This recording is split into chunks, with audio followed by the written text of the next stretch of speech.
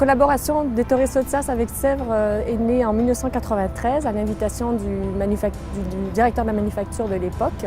Et Ettore Sottsass est venu à visiter ce lieu qui est un lieu emblématique, un lieu très chargé d'histoire. Et c'est vraiment ce qui l'a inspiré dans ses créations pour Sèvres.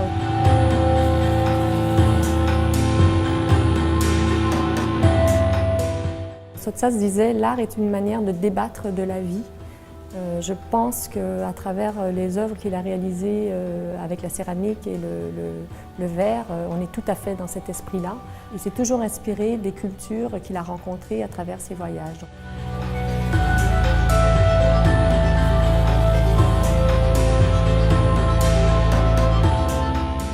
Quand on voit les réalisations de Sottsass à Sèvres et au Cirva, on se rend compte qu'il y a à la fois des références très orientalistes, les lingam, les xiangxen, et des références d'Amérique du Sud et du Nouveau-Mexique, donc la dernière série, les Kachina, et aussi des références européennes, surtout dans le travail, comme je l'ai dit un peu plus tôt, à Sèvres, des références plutôt historiques liées à l'histoire de cette maison.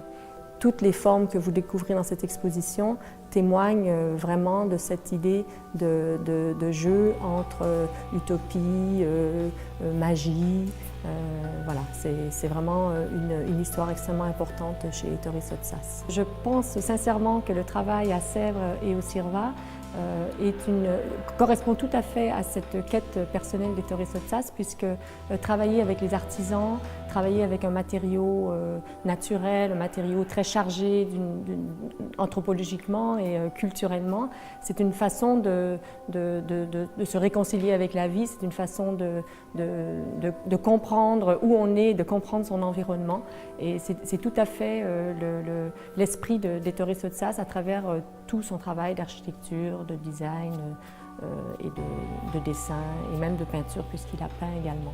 Pour moi, Ettore Sottsass, c'est quelqu'un qui est une sorte de magicien de la terre qui fait constamment appel aux énergies.